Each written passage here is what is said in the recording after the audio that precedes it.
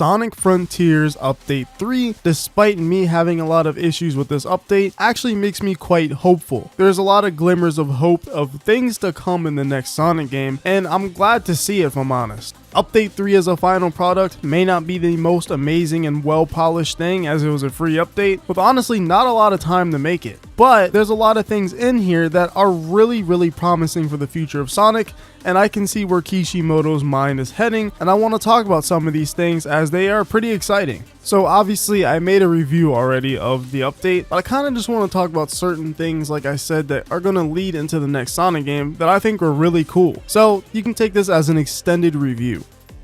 Yo, hold up. Did you know that 70% of you guys are not subscribed to the channel? A lot of you guys keep on returning to these videos, so those of you who keep coming back, why not hit the subscribe button? And if you're new here and you end up enjoying this video, I hope that makes you want to subscribe. Thanks guys. So if boost levels ever return in the next Sonic game, kind of like Frontiers, I actually am quite hopeful for them. The cyberspace levels in Update 3 have actually been pretty good, for the most part. There's some of them that are kind of directionless and have kind of wacky design, but at the same time, I kind of like that they're experimenting with that in the first place so that they can improve upon that and potentially make better boost levels later on. What I loved about this update is that most of these levels were actually built for the spin dash in mind and actually using slope momentum to reach heights that you couldn't before in the previous cyberspace levels. Kishimoto understood the assignment after adding the spin dash.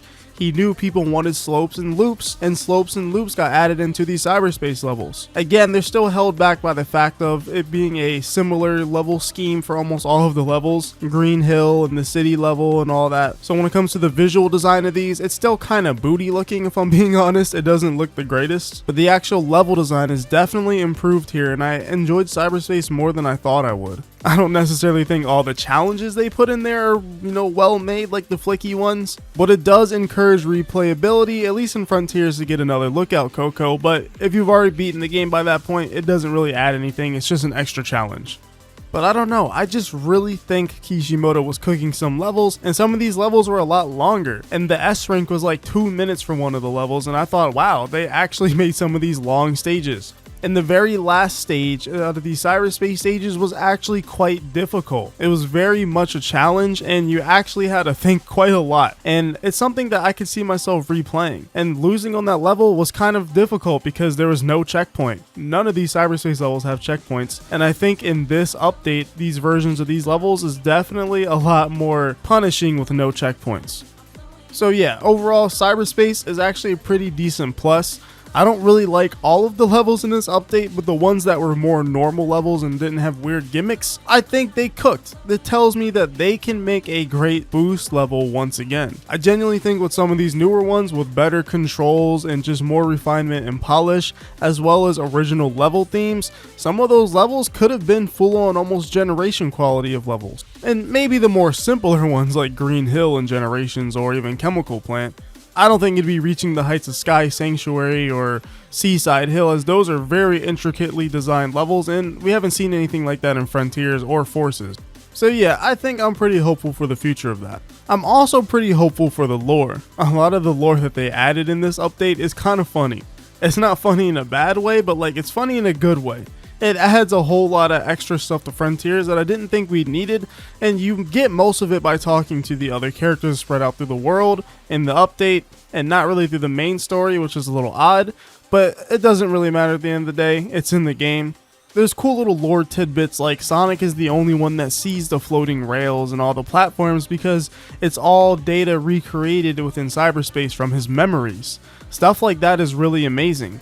They also expand upon the ancients and chaos and all this other kind of stuff in the update, and that's really cool to see that they're trying to keep up with the lore even in the free update. So I have a feeling the next game is going to be pretty lore heavy as well. Frontiers was a dash of lore heavy, but not too lore heavy. You kind of had to dig for it, especially doing the fishing minigame and getting all the egg memos. But in the main story, there needs to be more prominent lore because I feel like Sonic lore is a really interesting thing. It can be really mysterious at times and just make you wonder what the possibilities possibilities can be. Sonic Adventure is like the last time I truly felt like the mysteries of the lore within the Sonic franchise, because Sonic Adventure was so dang mysterious at times, at least in the mainline games, and I feel like the classics have always had that mysterious vibe to them, so not counting them. And it does seem like Sonic Superstars is quite mysterious based off of that new trailer with the animation. But I don't know, that kind of stuff in Sonic games is pretty exciting to me, and it's just nice to hear. And honestly, the biggest thing for me is probably the difficulty. Now, people may be saying the whole skill issue thing, or even that the difficulty's unbalanced. And yeah, I think some of that is true. The game definitely is pretty unbalanced in Update 3, but I do feel like just them heading for difficulty in general is something that Sonic has been missing for quite a long time. Not even Sonic Frontiers was difficult like in the base game. Forces was definitely not difficult. I'd say Mania is not even that difficult either. Sonic just needs difficulty back. It needs challenge for the players. And honestly, I'm gonna be real, a lot of the older people that, play Sonic, they want to experience a challenge, not something so baby easy at times. Maybe not even just for older people. Even as a kid, I enjoyed challenging games.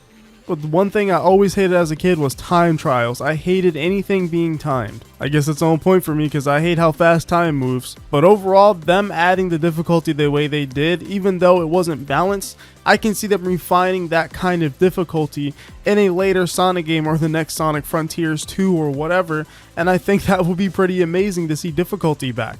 And honestly, the most balanced difficulty in this update was probably Cyberspace. Some of those levels were difficult, and I applaud them for making difficult Cyberspace levels that didn't feel like BS, I guess. If I'm being honest, I think the two fundamental issues that Kishimoto and Sonic Team have right now is balancing and polishing. If they can get those things down and make such a polished and balanced game, I think the next Sonic game could be honestly near a 9 to 10 out of 10 game.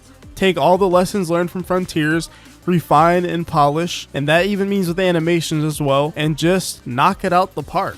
And boom, we have a freaking amazing Sonic game. Now obviously that's the perfect world and perfect imagining of it, but they actually have to do it. So I think with all of these things combined, the perfect Sonic game, or not perfect Sonic game, but just a really good Sonic game can come about. They take all these lessons learned from Frontiers Update 3, which, the community has been giving feedback on, and a lot of people are saying, just leave Kishimoto alone, this was a free update, yada yada yada. This is a free update, but again, he said it's a test for the next Sonic game. So even for the free update, it's important that Kishimoto and his team hears feedback for this stuff, so they can know what we really want and what we don't really like and what we'd like to see changed. I don't want to see Sonic Frontiers 2 become baby mode because Update 3 was too hard, which is why in my review and my criticism of it, I just said it was unbalanced. I still enjoy the difficulty and I still want there to be difficulty, but it has to be fair difficulty.